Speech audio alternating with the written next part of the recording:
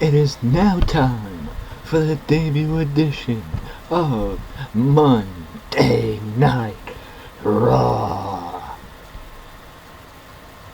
And this debut edition will kick off right now. I just want to say one thing before we get started, and that one thing I want to say is the reason why everything is booked out already is, look at it, it's 36 segments. It is 36 segments. Can you imagine how long it would take for me to go through it and then go through it again? Put it out and then go through it again after I'm done putting it out. Or setting it up right. So, you know, it would take a while. So I'm going to save time and just do it like this. Now, we kick off the show with the only way WWE knows how, and that is with Michael Cole, John Bradshaw Layfield, and Booker T kicking off Raw, welcoming everyone to Monday Night Raw. And Michael Cole issues the announcement that Mr. McMahon will be on Monday Night Raw tonight to make one of the biggest announcements in WWE history. So stay stuck to your TV screen as Monday Night Raw kicks off. And now we move forward. It is the Authority, Kane, Rollins, Stephanie, Hunter, and Orton, all making their way out to the ring. Once again, kicking off Raw the only way we know how, with the Authority. The Authority make reference to Vince McMahon's announcement that hit WWE like a ton of bricks in the days leading into Monday Night Raw, with every title in WWE is now vacant. You'll hear more about it later tonight with Vince, but Randy Orton's in the WWE title tournament, Kane is in the WWE title tournament, and Seth Rollins is in the WWE title tournament. But before the Authority can keep going and make every single person change the channel, out comes Ambrose, out comes Cena, and they interrupt the Authority, and they make it clear, not just to the Authority, but to each other, that both Cena and Ambrose are in the WWE World Title Tournament. And who could forget this? I mean, wait, not who could forget. It doesn't take long after that for Stephanie to make this match. That if Cena and Ambrose want to talk all a big game, then they can act like the big boys, because they can step in a ring in the main event tonight against Randy Orton and Kane in a tag team match.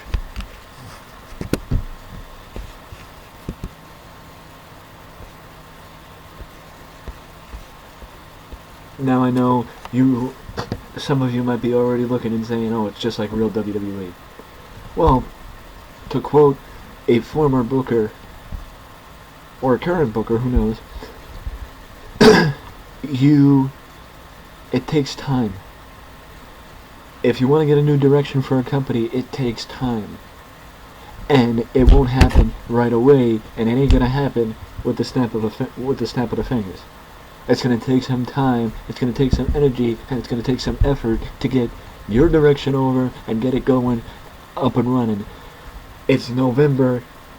Heck, I have till January to set up 2015, and then once I've done that, then be the judge of it if I actually have changed WWE for the better. As you saw, the opening match tonight would be Luke Harper against Justin Gabriel. And then we move back to the broadcast position where they're being told, where Michael Cole says, guys, we're being told that something's going on backstage. And then we go backstage, and Sheamus is shown backstage where officials have found him down on the ground, battered and beaten, the apparent victim of a sneak attack. He is stunned, but conscious, yet he does not know who attacked him.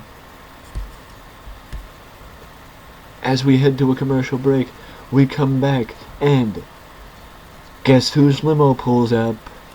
Mr. McMahon. The one and only. And then we move somewhere else back to another place backstage. More particularly, Stephanie and Triple H's office, which sees Lana and Rusev walk through the door, and Lana is complaining to Stephanie that Rusev had no right to vacate the WWE United States title from Rusev, and Rusev demands that the title be given back to him. Stephanie says, well, Lana, that might be how they do it in Russia, but it isn't how we do it here. You have to work for it. And if Rusev doesn't want to work for it, I'll find someone who will. Lana and Rusev leave in a huff. I apologize. Now we move to the next segment, the next match, which is the first of the double elimination United States title tournament matches, with R-Truth up against Jack Swagger, and R-Truth is victorious against Swagger and advances to round 2. The quarterfinals, actually, for the United States title, which I believe which the other round 2 match will take place next week on SmackDown. And now we go back to Hunter and Stephanie's office, and we see now Stephanie and Triple H in their office, and guess who walks in? The Nature Boy. And Ric Flair and Triple H talk as Stephanie walks out of the room, and Triple H welcomes Flair and says, Rick, I think making you a manager was the best decision we ever made. You got any idea who your client might be? Look, Hunter, he says, he basically tells Hunter, he has an idea, but he's going to keep it a secret. And here's where they talk about the Intercontinental title tournament match next on SmackDown, Ryback versus Dolph Ziggler, and the United States, the second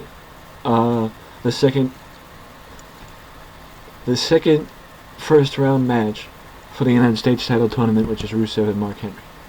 I apologize for speeding up. That last match, if you didn't see, was the Matadors versus the Dust Brothers. And yes, a match for the tag team titles. See, the difference between the tag team titles and all the other titles, as the Usos and Goldust and Stardust have a heated confrontation. The difference between those two, that tournament, that match, I don't want to say tournament because it's not a tournament, but the difference between them and all the other title tournaments is the fact that it is not a tournament where people get eliminated. It is, in fact, where now the Dust Brothers have 2 points because they won a tag team match by pinfall. It is like the TNA tournaments where you win by pinfall, you get this amount of points. You win by submission, you get that amount of points. 2 points for pinfall, 1 point for submission, 1 point for a countout, and 1 point for disqualification. So, yeah. And I think 2 points each for a draw, because both guys win. Fair. Vince walks out and he talks about the announcement, and the announcement is that WWE has a new investor. And it isn't that this new investor took majority control from Vince. It is that this investor was able to convince Vince into changing his ideology, how he sees the business, and where the future of WWE is or may be going. And that is why Vince chose that every title would be vacated. And Vince also makes this announcement that every title will be on the line at Survivor Series. And we will crown new champions in every sense of the word at Survivor Series. And of course, Triple H and Stephanie sing the praises of Mr. McMahon and his decision, but don't like the fact that the WWE has a new investor and want to know who it is. And Vince tells him, look, Stephanie, Triple H, you have worked within my system for long enough to know how I operate. And I just said, it isn't a new majority owner. I am still the owner of WWE. The new investor, I guess you could say, has my ear. And I'm listening. Speaking of the authority, and speaking of the WWE of tournaments for the titles, the Big Show and Seth Rollins, Mr. Money in the Bank, Seth Rollins, and the Big Show collide in, yes, a WWE tournament match, as Seth Rollins comes up short against the Big Show after being counted out. Therefore, Big Show gets 1 point in the tournament because, my friends, I have 2 tournament matches.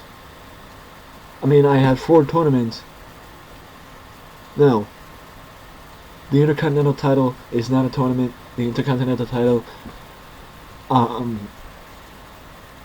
undecided what to do with the Intercontinental title yet, as you saw, because Luke Harper is in the Intercontinental title picture, but was not in a tournament match. So this is a tournament, the United States title is a tournament, and the Tag Team title is a tournament, and it's the only one. That's different. So Big Show just wins, and Seth Rollins is out of the tournament.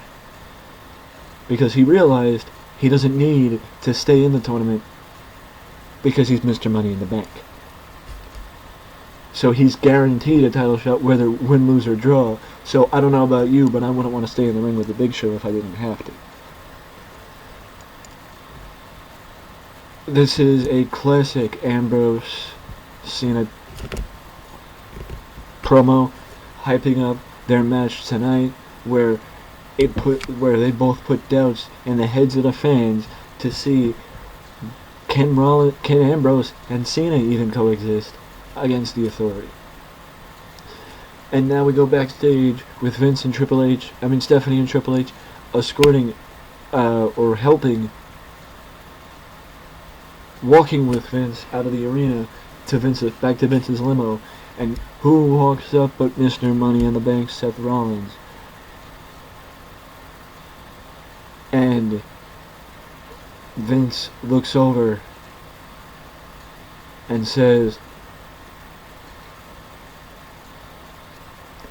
Seth, I want to see some ruthless aggression from you, because what I just saw from you and what you did with the Big Show isn't the embodiment of the future of somebody who is supposed to be the future of this company.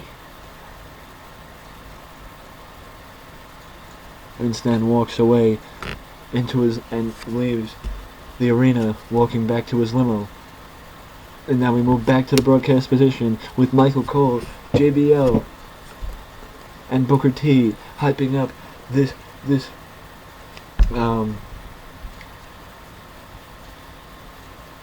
picture, this advertisement that popped up on the screen, hyping the return of Paul Heyman and Brock Lesnar for next week on Raw.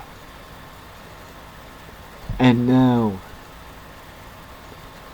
we move to the next match. This, my friends, is not a tournament. It's not a tournament. This is, for the Divas title, it is about wins and losses. And that's all that matters. So Nikki has a win. She moves one step closer to becoming the Divas champion. And now a music video pops up and is shown in tribute to Roman Reigns, who was injured a little, I want to say, if I remember correctly, he was injured before Night of Champions and has been out nursing a herniated disc in his back for the last 2 months. But the one thing I hated about WWE and how they handled Roman Reigns is that Roman Reigns was never mentioned on the broadcast whatsoever until he returned. Or, scratch that, until the Slammy Awards, when he became the so-called Wrestler of the Year. But who am I to say? Now we go to Ric Flair. The next match, Ric Flair makes his way down we hear Flair's music play, and Flair makes his way down to the ring, and it seems like he's going to be doing some scouting for the next match. And the next match is Dolph Ziggler versus Joe Hennig. And surprisingly, he loses, Joe Hennig. I say surprisingly because, think about it, he's under a new name. You would think he would win his first match, and I also would have thought that this match would have gotten better. But following the match, Ric Flair leaves his spot at ringside, enters the ring with a microphone, and offers and tells Joe, your father helped me learn the ropes in a new company. Because for a decade, I worked in the competition. But then when I made my way to WWE, your father and Bobby Heenan helped me learn the WWE way. I owe it to your dad to help you like he helped me. What do you say?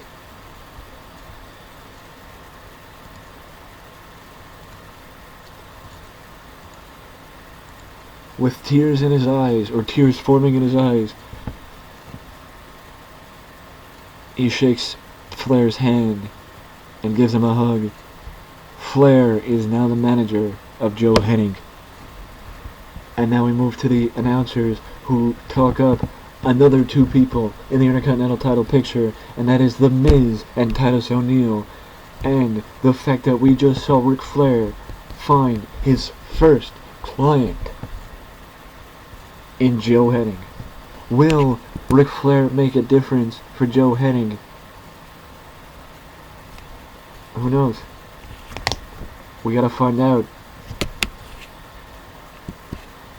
Or let me know in the comment section below. Do you think that Flair will do good with Joe Hennig? Do you think that was the right choice? Or do you think it was a mistake? And I want to say this. I apologize. Paul Heyman is here. Brock Lesnar is not. Brock Lesnar will be there next week on Raw. Mr. McMahon is in Paul Heyman or Brock Lesnar's locker room. And Mr. McMahon is apparently looking for the WWE title. And Paul Heyman, because Brock Lesnar refused to give it up. So Vince is asking Paul to be a reasonable man and give him his title back. And Paul says simply, Vince, when Brock Lesnar won your WWE title, it became Brock Lesnar's world title. And if you want it back, you have to take it from Brock Lesnar by force.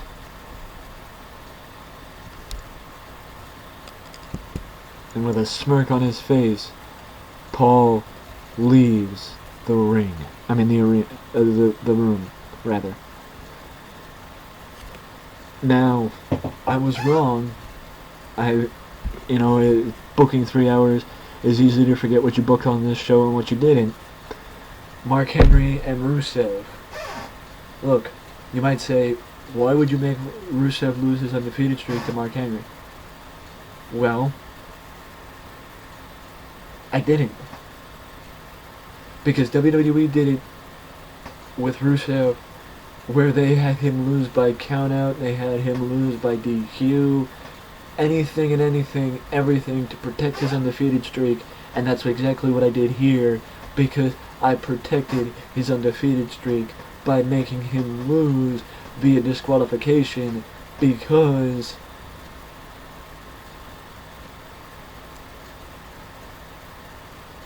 I didn't want him to win.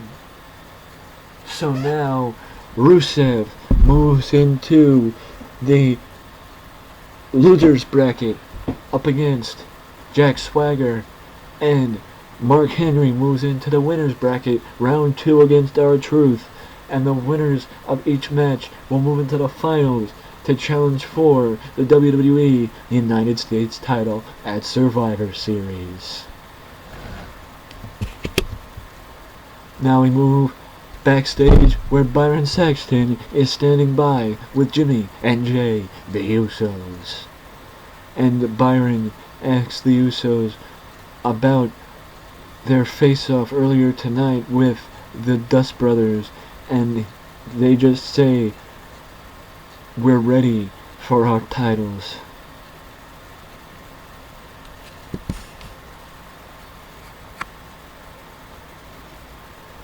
Now, did you expect this? New Day against the Usos, and New Day is victorious due to interference by Xavier Woods. I apologize, the Usos did not say what I said they said. I would have them talk about their tournament match coming up next against the New Day. This is the match, and they come up short. So the New Day get 2 points, and now the New Day are tied for first place with the Dust Brothers for first place in the tournament to crown the tag team champions. And the way this works, the team that accumulates the most points between now and Survivor Series, the 2 teams that do so will be the teams competing at Survivor Series for the tag team titles. And of course, what would a New Day victory be without a New Day celebration? Of course, this is without Xavier Woods' trombone, because he does not have it yet. Now we move to the next next match rather, which is Paige against Natty. And now you can say, finally he did something WWE wouldn't do. He had Natty win. Look, the one thing I'm going to try and do is make it where the Divas division makes sense, and where everybody gets a fair chance.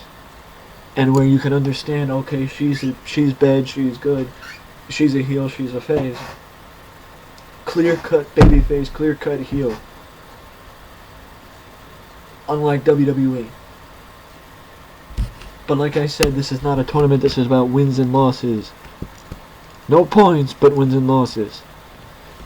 And Natty makes mention to the fact that for the last year or so, it feels like she's been cast aside and forgotten about, and now it's time for her to make everybody remember the name Natty and Natalia, and why she's just so damn good.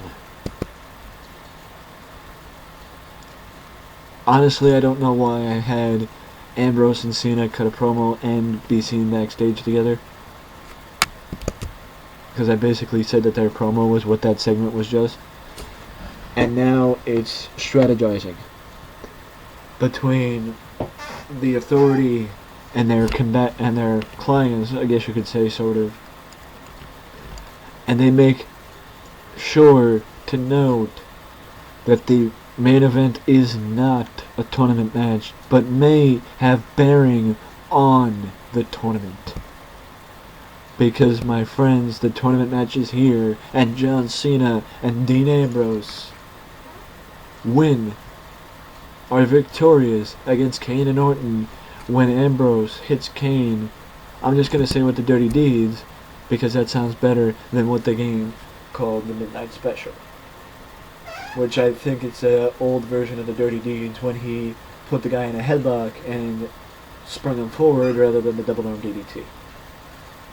Now, the game didn't seem to like my show very much because it got a 75 and I lost popularity in 16 regions, but also gained popularity in 19. So let me know in the comment section what you thought of the show. Did you think it was good?